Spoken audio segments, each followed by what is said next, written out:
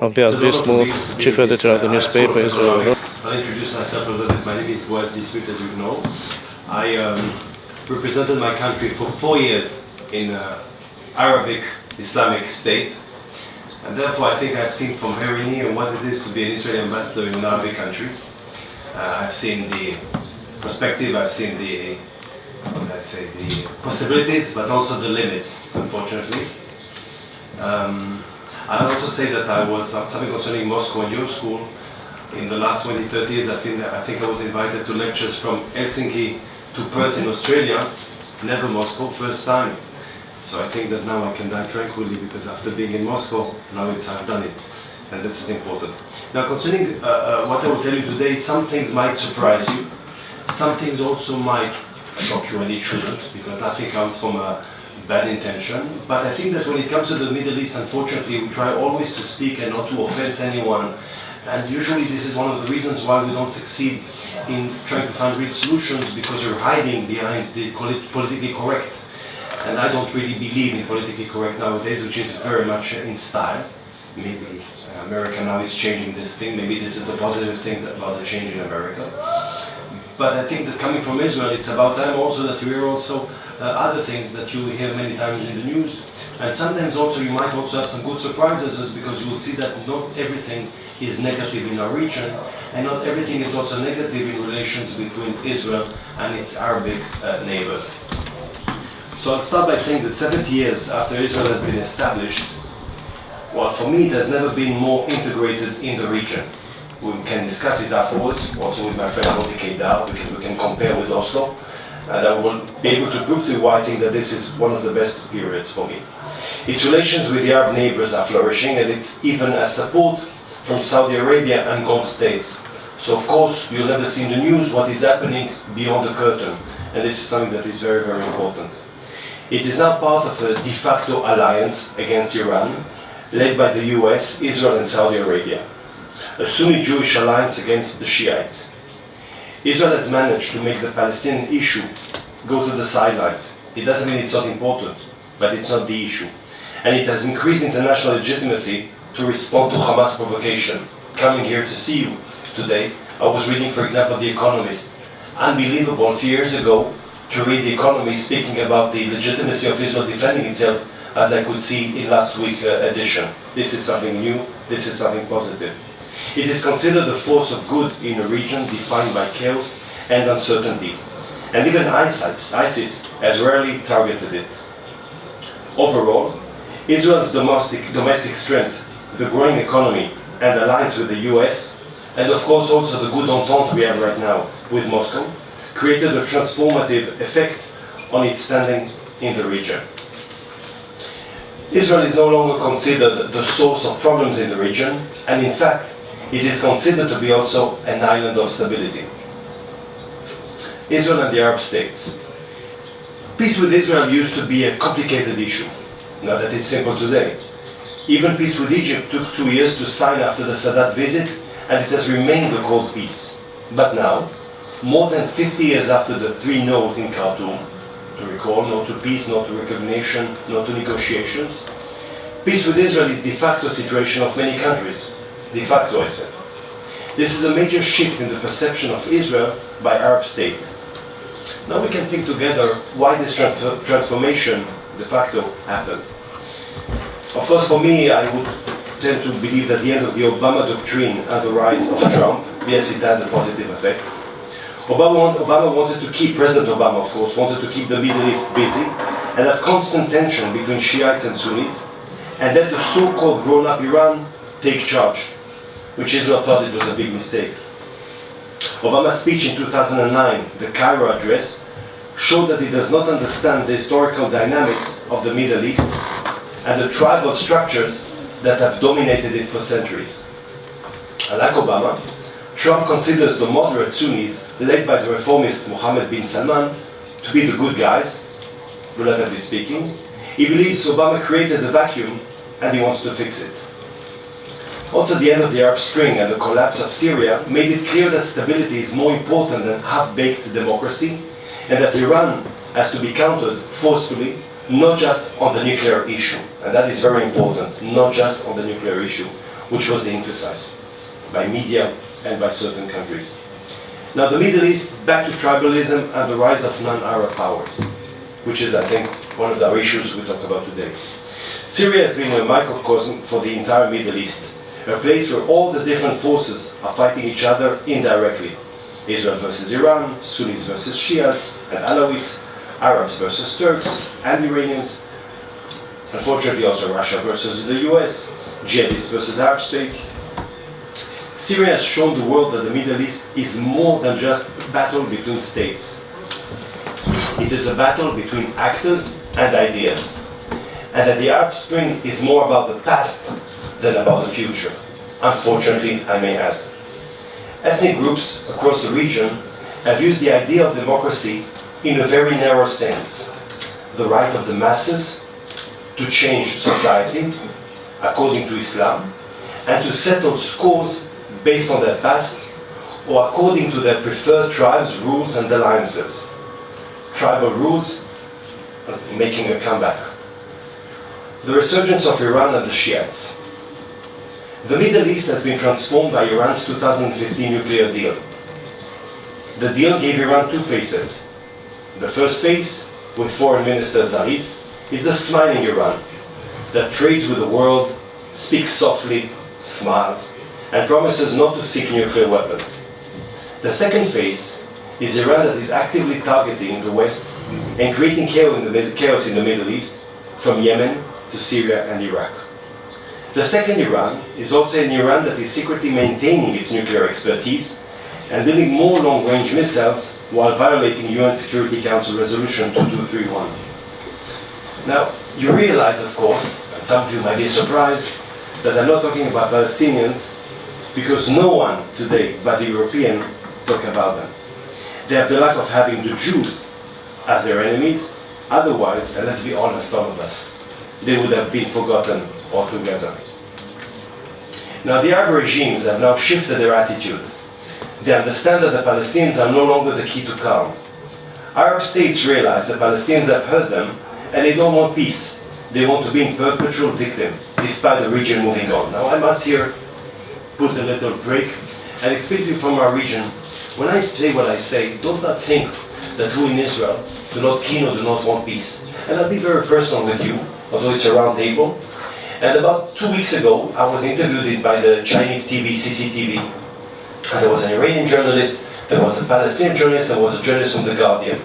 And of course, the Palestinian journalists have spoken how much they suffer in Gaza, how much they can't return to the land, forgetting, that Gaza was their land, that's where they were born, and there is no Israel dominance over there. But especially speaking about the fact that they do not receive medical care as they're close, of course, with the blockers. And you, of course, you're not entitled to know because you listen to the news. You don't live like me in the region. I'll be very personal with you because this is important for you to know. 5 years ago, in 2013, February 2013, I was the luckiest man in the world. The luckiest man in the world.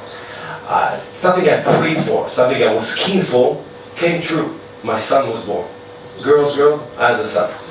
And my son, unfortunately, was born with a very, very strong heart defect. Very strong heart defect, unfortunately. And it was very dangerous. And he had an 8-hour surgery in Schneider. It's an hospital in Petah Tikva, in Israel. Very difficult heart surgery. Now, there were 3 little babies with the same operation, surgery. One, what we call the blacks, very ultra-Orthodox. In the middle was the son of the ex-ambassador, that's my son, little David. And on the right-hand side, a little boy, little baby, that arrived from Gaza. And I was so proud that the 3 kids, although you think of your child when you're in hospital, the 3 kids, the ultra-Orthodox, that people think it's a second category in Israel, the little Jewish Israeli, and the little boy, the little amazing, beautiful baby from Gaza, received exactly 3 of them the same treatment. So when I speak about Palestinians, unfortunately I say what I say because we in Israel are dreaming of the day.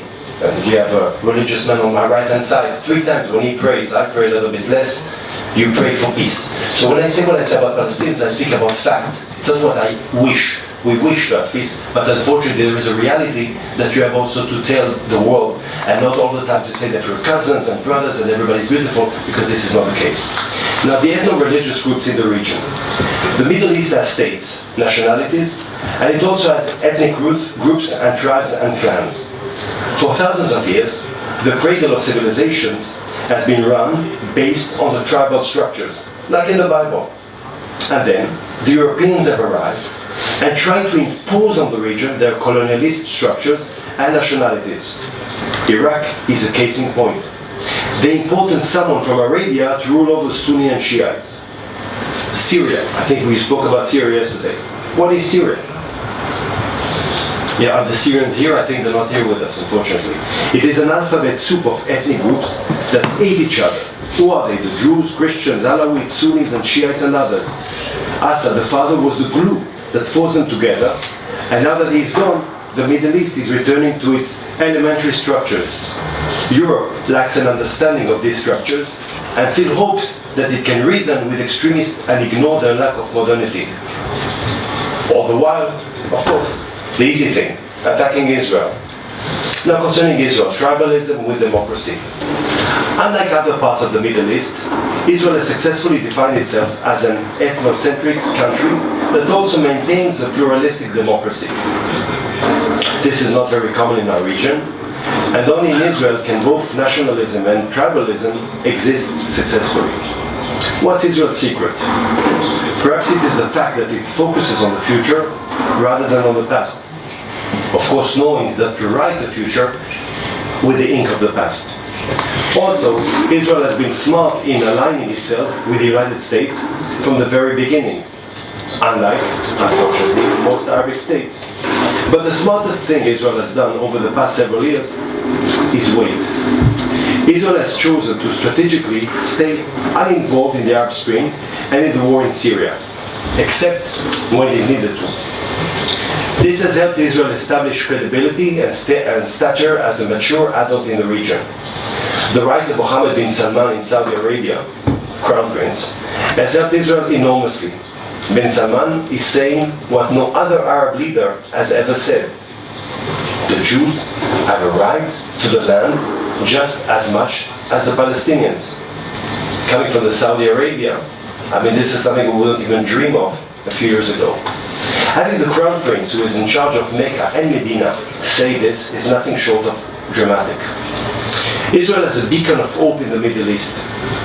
There is the mistaken belief that Israel is isolated on the world stage. People have been told that it's a pariah because of its foreign policy. Now, this false premise is based on the international forums that constantly vote against it, the UN, UNESCO, and so forth. But Israel's foreign standing compromises two dimensions, the multilateral and the bilateral. And that is very important always to remember. The multilateral, or in a poor condition, let's admit, and the bilateral, where you'll see the things are totally different. The multilateral, controlled by the old anti-Israel agenda that cannot be changed because of vested political interests. Now, the bilateral can be changed, and it is being changed for the better by Israel's strong presence in the region, its efforts to de-escalate tensions, and its thriving economy that lures investors and trades. A boom in bilateral relations. Now, over the past 2 years, Israel has made several foreign policy breakthroughs. The first ever visit by an Indian Prime Minister, the first official visit by an Israeli Prime Minister to Australia and Singapore, talks with Asian nations to establish a free trade agreement. Asian giants, including India, Japan, and South Korea, are rapidly exploring ways to increase their trade with Israel because they know that China's growth may be limited. Now, if you can today just look at flights between Tel Aviv and Beijing, they are packed. Almost good as the flights between Moscow and Tel Aviv, which is very good also. But above all, Israel has managed to show the world that it has an unbreakable bond with the US and shared vision with President Donald Trump. This has led the relations of the US Embassy to Jerusalem, the relocation of the US Embassy to Jerusalem, which led to a snowball effect. Other countries are joining this effort, including Guatemala, Paraguay, and possibly additional countries like Romania, Czech Republic, and a few countries in Africa where negotiations are being taken place right now, but we cannot still reveal.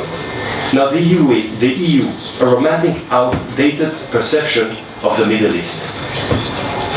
The EU, your friends, neighbors, well, it's still part of the anti-Israeli multilateral dimension, unfortunately I say, because we share same values and it shouldn't be that way.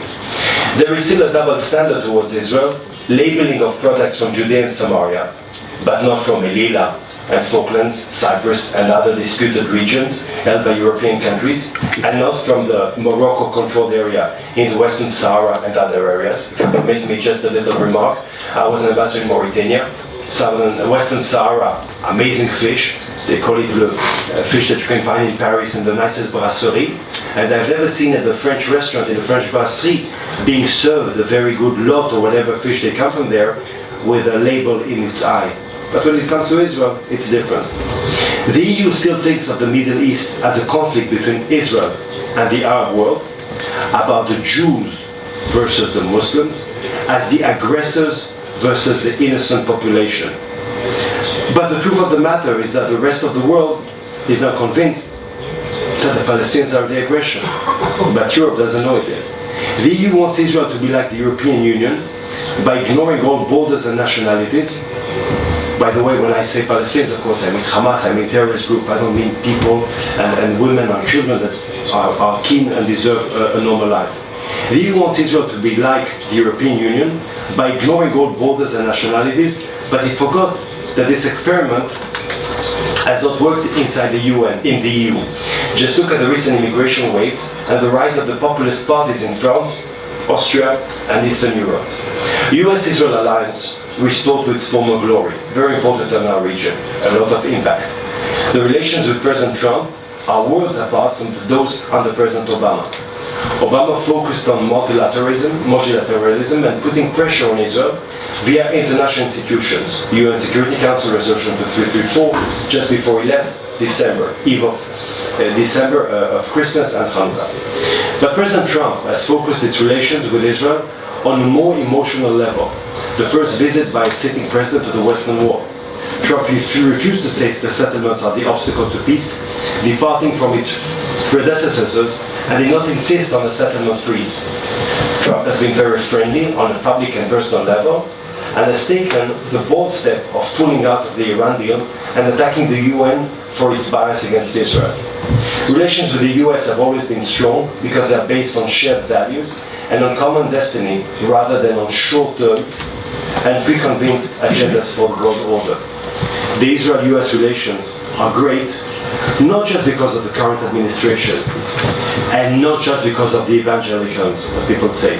The nations see eye to eye. In summary, I'll say that the guru of Middle East research, Bernard Lewis, who passed away, I think, a Greek guy, repeatedly warned that the concept of democracy in Islam, even in moderate Islamic societies, is understood to mean something completely different than what it means in the West. In the West, democracy means freedom, human rights, personal liberty, and almost total freedom of expression, and the loyalty to laws that are shaped by temporary and elected leaders. In the Islamic tradition, democracy does not mean freedom and does not mean the separation of religion from state. Democracy in our region, it appears, is about the right of various groups to be recognized within the context of Islam and ethnic arrangements. Lebanon, for example, has a unique version of democracy based on its very delicate balance of ethnic groups, each having its own share of control. Now, I believe democracy in the Middle East Islamic states is about how to practice your version of Islam according to your tribe and ethnic affiliation, but not about the personal welfare. Democracy is not a goal, but rather a method of empowering groups. Ironically, extremist groups such as the Muslim Brotherhood have been the ones championing the message of democracy, in part because the alternative to Islamic rulers has been tyrants like Assad and Saddam.